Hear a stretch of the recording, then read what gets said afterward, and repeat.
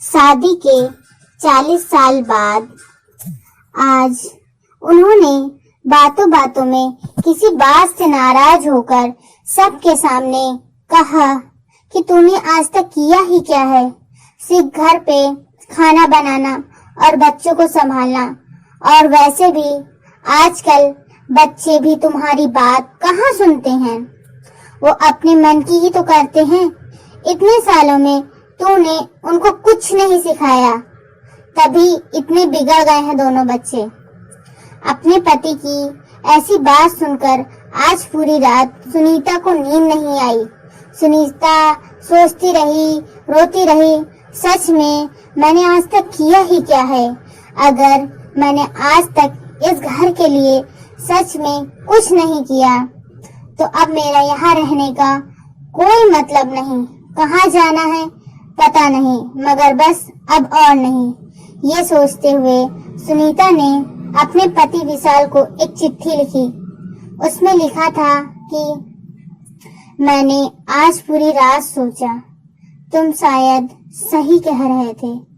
आज तक मैंने किया ही क्या है। कौन हूँ मैं, क्या है मेरी पहचान। चाहती थी मैं आसमान में उड़ना, मगर उड़ने से पहले ही मेरे पंख काट दिए गए। सपना देखने से पहले ही सपना तोड़ दिया गया। बाबा ने कहा शादी की उम्र बीती जा रही है। मुझसे पूछे बिना ही मेरी शादी करवा दी गई। बाबा को तो मानो बहुत बड़ा बोझ उतर गया। ससुराल में मेरे लिए हर कोई अजनबी सा था, मगर माँ ने सिखाया था कि अब यही तुम्हारी दुनिया है, यही तेरे अपने। अब से इन सब को ही तुम अपने माँ, बाबा और भाई बहन समझना। पति तेरे लिए परमेश्वर है, इनकी कही कोई बात को मत टालना। सबको प्यार देके अपना बना लेना। माँ की बात मान के मैंने सबको अपना बनाया।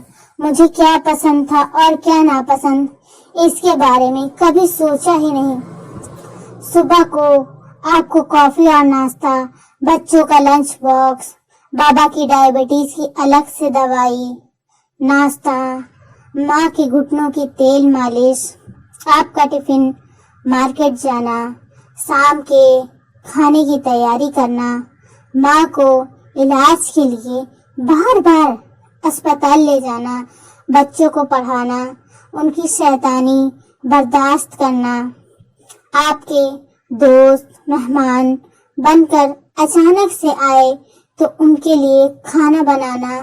बस इतना ही तो किया मैंने, और तो क्या किया। इसलिए अब मुझे कुछ और करना है। अब मैं जा रही हूँ, ये तो नहीं जानती कहाँ, मगर मुझे जाना है। पर तुम अपना ख्याल रखना। फिर सुनीता वो चिट्ठी टेबल पर रखकर चुपचाप वहां से चली गई। सुबह होते ही बाबूजी अपनी दवाई, नाश्ता और अखबार के लिए बहू को आवाज देने लगे। उसके साथ माँ भी अपने घुटनों के मालिश के लिए बहू को आवाज देने लगी। बच्चे भी, माँ हमारा टिफिन, हमारा ब्रेकफास्ट कहाँ है, आज माँ कहाँ चली गई है। बाहर इतना शोर गुल सुनकर उसके पति की भी आंखें खुल गईं। क्या हुआ पूछता हुआ वो बाहर आया। इतना शोर क्यों मचा रखा है सुबह सुबह। पापा देखो ना, माँ कहीं नहीं दिख रही। हमको कॉलेज जाने में देरी हो रही है, अभी तक ब्रेकफास्ट भी नहीं किया। लगता है आज भूखा ही जाना पड़ेगा। दूसरे ने कहा, मेरी किताबें भी नहीं मिल रही, माँ तुम कहाँ हो। बाबूजी ने आवाज लगाई, बहू जरा देखो तो मेरा चश्मा किधर है। माँ ने आवाज लगाई, बहू मेरे मालिश की बोतल और दवाइयाँ कहाँ हैं। सारा घर जैसे बिखरा था। उसका पति जोर से चिल्लाया, सब चुप हो जाओ, मैं देखता हूँ वो कहाँ है। यहीं कहीं होगी, कहाँ जाएगी। वो उसे फोन करने लगा, मगर उसका फोन तो कमरे में टेबल पे ही था। उसने देखा फोन के पास एक चिट्ठी भी थी। उसे बड़ी अचरज हुई। उसने वो चिट्ठी खोल के पढ़ी।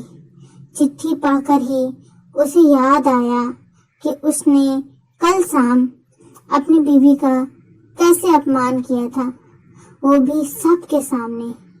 उसे अपनी गलती का एहसास हुआ। वो उससे माफी मांगना चाहता था, मगर कैसे? उसका कोई अता पता नहीं था। उसने उसके मायके और उसकी सहेलियां सबको फोन करके पूछा, मगर किसी को भी नहीं पता वो कहाँ है, किस हाल में है। मगर सुनीता अपने मायके में ही थी। जानबूझकर उन लोगों ने विशाल से झूठ बोला कि वो घर पे नहीं है, ताकि उसे अपनी गलती का एहसास हो। फिर 5 दिन बाद विशाल सुनीता के मायके गया। वो वहां सुनीता को देखकर खुश हो गया और सबसे पहले विशाल ने सबके सामने सुनीता से अपनी गलती की माफी मांगी और वापस घर चलने को कहा। औरत का दिल तो वैसे भी बड़ा होता है, इसलिए वो अपने परिवार को कैसा अकेला छोड़ देती। सुनीता ने विशाल को माफ कर दिया और वो अपने पति के साथ घर चली गई। घर में सब लोग भी बहुत खुश हो गए। अब सब सुनीता को काम में मदद भी करने लगे थे। अब सारे काम का बोझ सिर्फ सुनीता पर नहीं था, तो उसे भी थोड़ा आराम मिल रहा था। बच्चे भी अपने माँ को काम में मदद करने लगे थे और अपनी माँ का सम्मान भी करने लगे।